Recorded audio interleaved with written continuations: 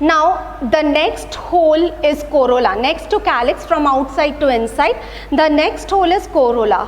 What is corolla composed of? Unit structure of corolla is petal. Again, a typical hibiscus has 5 petals. Single layered. Is it all right? The color I have not mentioned. It depends that what color of hibiscus you are studying. Any color, even it can be white also. White hibiscus are quite common. Is it all right? And then preferably take a colored one, okay, because you are writing about the pollination also, so take a colored one, okay. And what is it? The petals are united. On top they are free, but below, down, I have shown you they are united, so they are again gamopetalous. All right, now come to androecium. All right, androecium is the third hole, the male hole. Is it all right? How many are there? We are not counting because they are numerous. All right, and filaments, what kind of androecium? We don't have to write the color of androecium. If you wish, you can write it appears to be red in color. You don't have to write. Okay, what is the filament composed of? What is the filament? Filament is united. Just now, anther, filament, filament united. So filaments are united in one group forming a staminal tube. Use the term staminal tube you have in your book. So anthers are free. Is it all right? That is, this kind of stamen are known as monadelphous. What is the meaning of monadelphous? Forming a single group. Is it all right? Now you come to, we turn the page, we don't write anything on this page, we come to the gynoecium part. Is it all right? Next hole is, now we start writing here, gynoecium, okay. The gynoecium is composed of 5 carpels. There are 5 carpels. How do we know? Because we can count the number of, we can count the number of stigmas on top. That is how we can make out that there are 5 carpels. Stigma are 5 free, okay, and style is united. Rest of the path is united. Nectaries are present at the base of pistil, I told you. Nectaries are present at the base of pistil, okay. Now type of pollination, what kind of, you have to guess the kind of pollination by studying the structure of the flower. What is the type of pollination? The above structure suggests that hibiscus is an entomophilous flower, as the flower has brightly colored petals and have nectaries to attract insects. If you have any other idea that why it should be entomophilous, you can also write. We can check, we can discuss after the school reopens. Don't forget to mention the date 16/5/2020. Now here we come to the diagram part where you have started writing.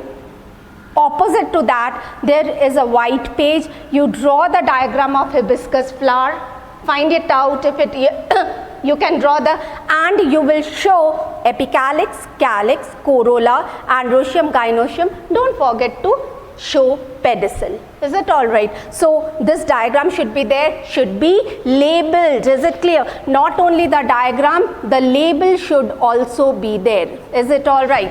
You know what are the parts you are going to label? Epicalyx, calyx, corolla, androecium, gynoecium, pedicel. Okay, so that's all. Now we will come to, I'll show you just little bit, we will do with wind pollination flower, pollinating flower. I'll just explain it with maize flower. Is it all right? So what is the maize flower like? Is it maize flower? Maize plant has, the top of the maize flower has inflorescence. You know what is the inflorescence group of flower, and they are very inconspicuous, means they are not prominent at all. They look like this. Is it clear? We usually call this as tassels. Is it? This flower as, these are the male flowers. Male flowers, also known as tassel. Okay? And there is, these are the, these are the leaves. Okay, corn, all of you have seen, and here emerges the female flowers, we call as cob. Is it all right? And here you will see silk like structures hanging out. These are the style actually. There is a long style which hangs out. Is it all right? Now we come to here, this is the female flower. Is it all right? Usually covered with, so this is the female flower. This is the female flower. Female flower. If you study the structure of a male flower, you will find that it is called tassel, tassel, and this is also called cob. Is it all right? Now, if you see the male flower, one single male flower, it's a tiny flower and it looks like this.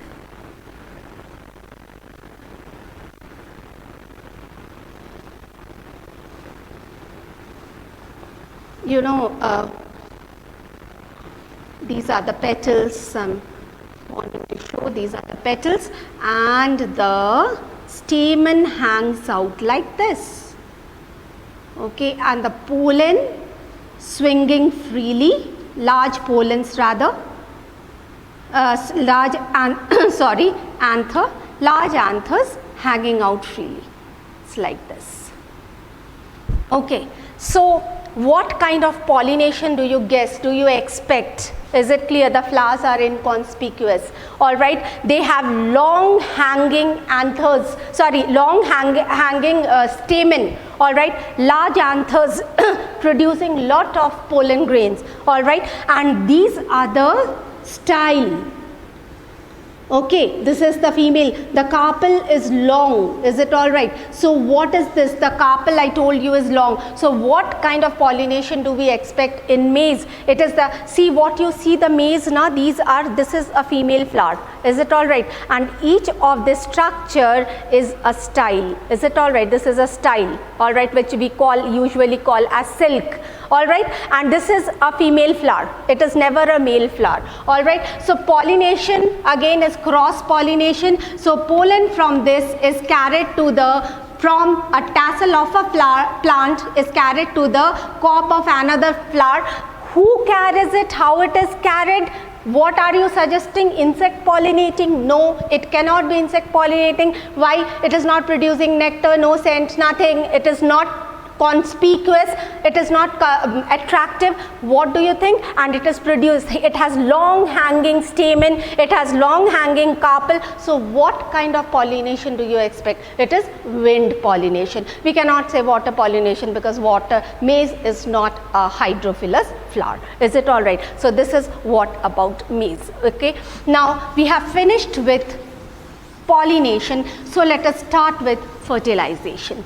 Pollination, we are done with pollination. Now we start with fertilization. So before fertilization, we start with fertilization. Let me first start with the structure of, we have already done that pollen sac is present inside which the pollen grains are produced. So let us first do the male part and then we come to the female part. Is it clear? What does a pollen look like? This is a pollen grain. All right. So the pollen grain has a thin internal layer. It is called intine. Is it all right? And there is a thick outer layer. It can vary. It can be sticky. Usually the surface is rough so that it can be held by the stigma. Okay. So here. How many layers are there? There are 2 layers. What are the 2 layers? This is one layer. This is one layer, the inner layer, which is known as intine, and this is the outer layer, which is known as the exine.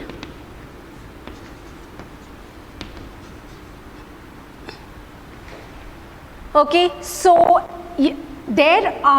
inside it, there are present 2 cells rather, we can say. Is it a big tube cell containing a tube nucleus? This is one cell, tube cell, all right, containing tube nucleus, and this is the generative cell containing generative nuclei. Okay? So what is this? This is the tube nucleus. Actually, tube nucleus, and this is the generative nucleus.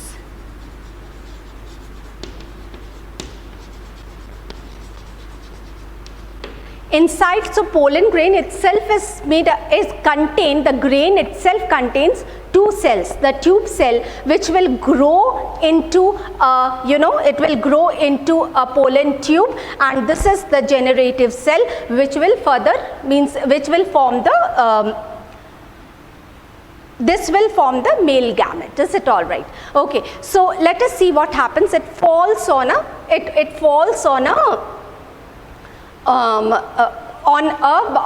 several stigma, either carried by water, or wind, or insect. It falls. If it is falling on a correct stigma, is it clear? Then only it generates, or it fails to generate. All right, it fails to generate. Okay, now if it is falling on a correct stigma, how does it generate? Generate means it grows, it germinates. Now here is the stigma. I'll show you a little bit so that you don't get confused. I just want to change the position of it's all right. I just want to change the position of this. This is the tube nucleus. It is the generative nucleus, and this is the tube cell containing a tube nucleus. Is it clear? It is the tube nucleus. It is generative. It's all the more, it's same. I have just turned. There is no up and down of it. Is it all right? And this is what is the generative nucleus. The cell containing generative nucleus, the cell containing tube nucleus. And these gaps are known as germ pores. These gaps, is it clear? Where entine is, you won't see any entine. These gaps are known as germ pores. Is it all right? So this is the entine, it goes as entine, and this gap is called the germ pore. This gap between two exines, you will find there is a germ pore, and the tube nucleus comes out through this. Is it all right? Now let us say that this is a stigma on which it has landed. I am showing a thick one, all right, here. Now this is a pollen grain with exine and entine. All right, now there are two nuclei. I am showing it like this only. You know what are the two nuclei? One is generative nucleus, another is tube nucleus. All right, after settling on the correct stigma, is it all right, it starts to germinate. All right, how does it start to germinate? Again, I am coming back to this. This is entine, remember. Now this one comes out like this. Is it clear? The cell, this cell, it comes out like this. Is it all right? The cell elongates and it forms the pollen tube. Through the germ pore it comes out and it forms the pollen tube here. This is the pollen tube. It is forming the pollen tube. I hope it is clear. From here you can make out this is the cell which is elongating and it is forming the pollen tube. After it gets settled, is it clear? It is forming the pollen tube. And pollen tube here in front, is it all right? Tube nucleus, and at the back is generative nucleus. I am not showing the cells anymore. You know the detailed structure of the cell. I am just showing this. Is it clear? So this is tube nucleus and this is the generative nucleus.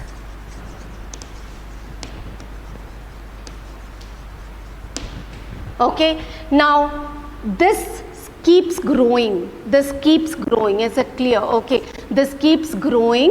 What elongates? Actually, it is the tube cell which is elongating the pollen tube. It keeps growing like this. Is it all right? Here it is growing like this. Is it clear? And as it is growing, this pollen tube, this is the tube nucleus.